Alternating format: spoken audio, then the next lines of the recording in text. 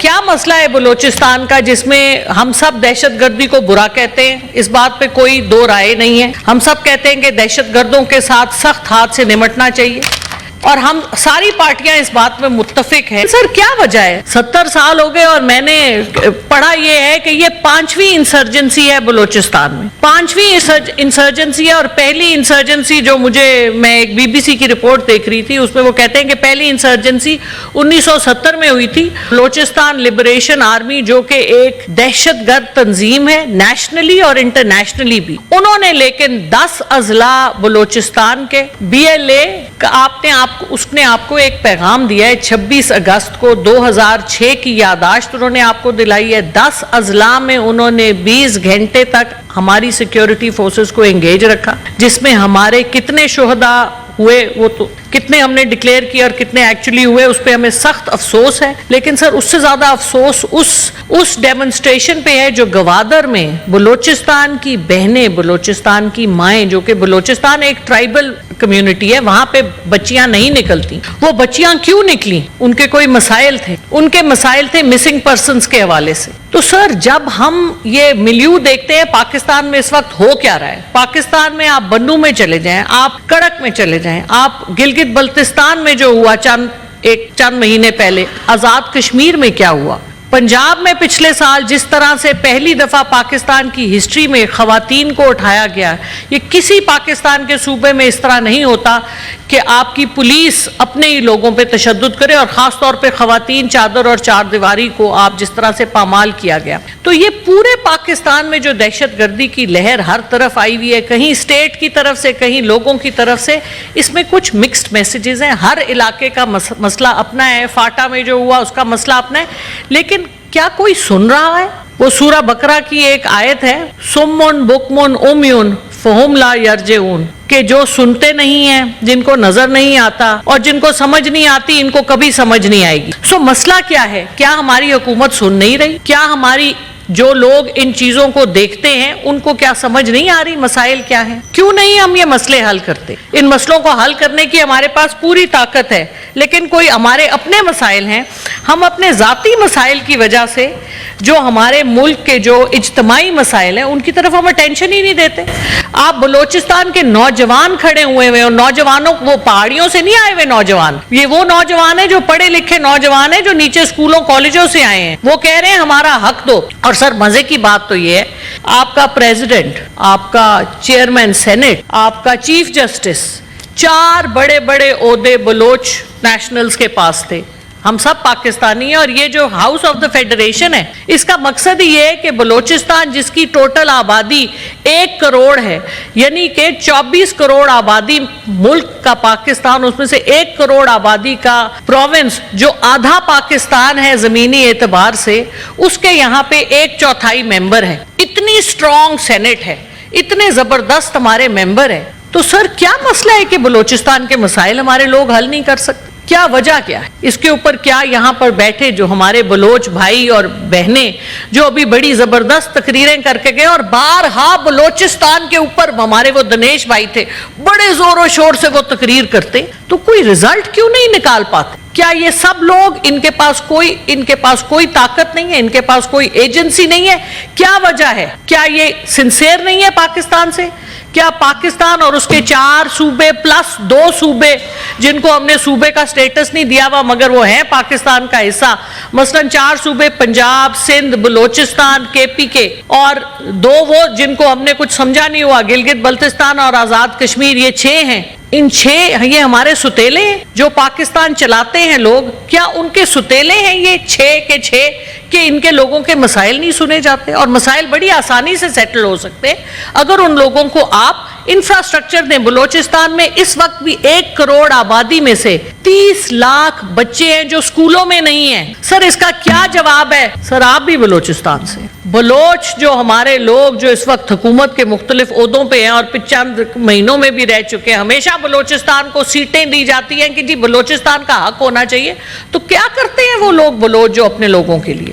میرا تو یہ سوال ہے، اور یہ سوال میں پارٹی بیسس میں پارٹی کی کوئی بات نہیں کروں گی، کیونکہ یہ ملک ہمارا ہے، بلوچ ہمارے ہیں، سارے پروونسز ہمارے ہیں.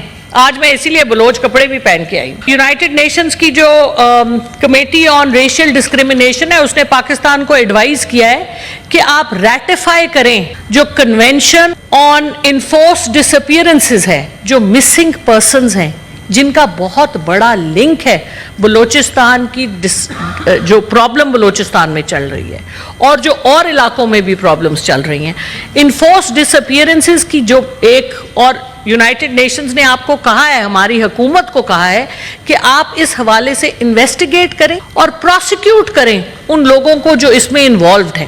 اور میں آپ کو یہ بتا دوں کہ اس کو آپ اگنور نہیں کر سکتے کیونکہ اس وقت ہماری حکومت جی ایس ٹی پلس کے چکر میں یورپین یونین جو انہوں نے ہمیں ایک فیورڈ سٹیٹس دیا ہوا ہے اس کے حوالے سے یہ یونائٹڈ نیشنز کی جو ریکوائرمنٹس ہیں ہیومن رائٹس کی, یہ آپ کو پوری کرنی پڑیں گی. اور یہ میرے پاس ایک رپورٹ بھی پڑی ہے جو ہماری ہیومن رائٹس کی طرف سے گئی ہوئی ہے یو این کو, جس میں ہم ان کو بڑی صفائیاں دیتے ہیں اور ان صفائیوں کے بغیر وہ ہمیں وہ جی ایس ٹی سٹیٹس نہیں دیتے جو ہم چاہ رہے ہیں.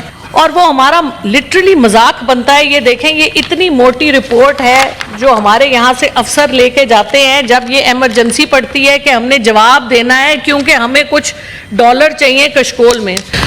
اور ہم جب کشمیر کی بات ان کے ساتھ کرتے ہیں ہیومن رائٹس آرگنائزیشنز کے ساتھ یو این کی, تو وہ کہتے ہیں جی کشمیر کی بات تو صحیح ہے, کشمیر میں انڈیا بڑا ظلم کر رہا ہے, لیکن آپ پہلے اپنے گریبان میں جھانکیں. آپ لوگ اپنے ملک میں جو مسائل ہیں ان کے بارے میں آپ کچھ کر نہیں رہے, تو پھر آپ کس منہ سے جائیں گے ہیومن رائٹس آرگنائزیشنز کے پاس, یونائٹڈ نیشنز کے پاس, جن کو ہم جا کے کہتے ہیں کہ کشمیر کے اوپر کچھ کرو. وہ کہتے ہیں آپ اپنے گریبان میں پہلے جھانکیں. تو جب تک سیریسنس نہیں آئے گی اپنے کام کے حوالے سے, ہمارے ملک کے حوالے سے, اس ملک مجھے تو ایسا لگتا ہے کہ ہمارا ملک جو ہے یہ چلتا ہے ان اشرافیہ کے لیے جو اس ملک کے مین بینیفیشریز ہیں. ان کو ہم ٹیکس نہیں کرتے, ان کے آئی پی پیز کے راز ہم نہیں کھولتے, ان کے شوگر ملوں کے راز ہم نہیں کھولتے, وہ کہاں کہاں بینیفٹ لے رہے ہیں ہم اس کا ذکر نہیں کرتے, ایگریکلچر میں ہم ان کو ٹیکس نہیں کرتے.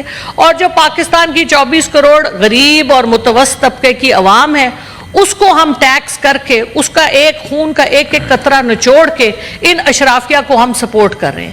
سر, پاکستان کی حکومت, معذرت کے ساتھ میں اس ملک کی رہنے والی ہوں اور سینٹ کا حصہ بھی ہوں, لیکن مجھے یہ لگتا ہے کہ پاکستان کی حکومت ایک سوتیلی حکومت ہے. ایک انگریز تو چلا گیا لیکن ہم براؤن انگریزوں کو یہاں چھوڑ گیا, جو پاکستان کے براؤن لوگوں کو اس طرح سمجھتے ہیں جس طرح یہ کوئی تیسری قسم کی کوئی نسل ہے, یہ انسان نہیں ہے, ان کو کسی اور طرح سے ٹریٹ کرنا چاہیے. ان کو نہ انسانی حقوق ملنے چاہیے, نہ ان کے جو جائز حقوق ہیں. پبلک سرونٹس جن کا کام ہے پبلک کی سروس کرنا, وہ بھی ہمارے اشرافیہ کا ایک حصہ ہے. اور باقی ہم سیاستدان, ہمارے سول ملٹری بیوروکریسی, ہمارے سارے بزنس مین, ہماری جو عدلیہ ہے, تو یہ جب تک یہ سوچ بدلے گی نہیں, جب تک ہم نیشنل ایکشن پلان نیکٹا کو لے کے نہیں آئیں گے, جب تک ہم ان چیزوں کو ایڈریس نہیں کریں گے, جب تک یہ معاملات آگے بڑھنے والے نہیں.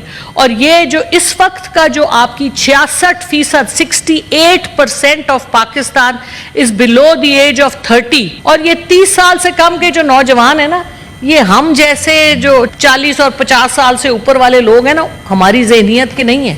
وہ کہتے ہیں ہمارا حق دو, نہیں دو گے تو ہم بھی تمہاری جان نہیں چھوڑیں گے. یہ ہمارے جیسے لوگ جو منہ میں لڈو لے کے ادھر سے کچھ لے لیا, ادھر سے کچھ لے لیا, آپ گھر لے لیا, گاڑیاں لے لیں, باہر پیسے لے گئے, یہ والے کاموں میں وہ نہیں آنے والے.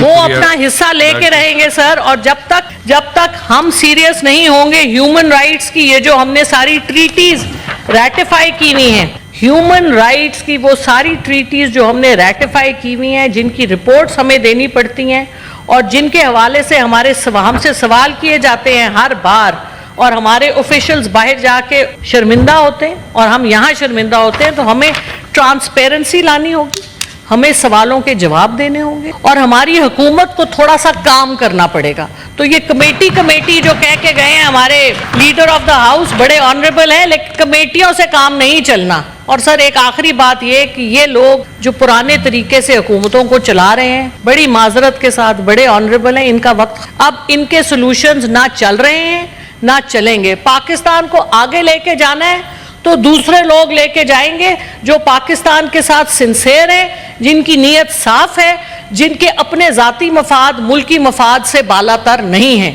یا تو اپنے دل بدلیں یا اپنی, اور دل بدلنے کے چانسز مجھے تو نہیں لگتے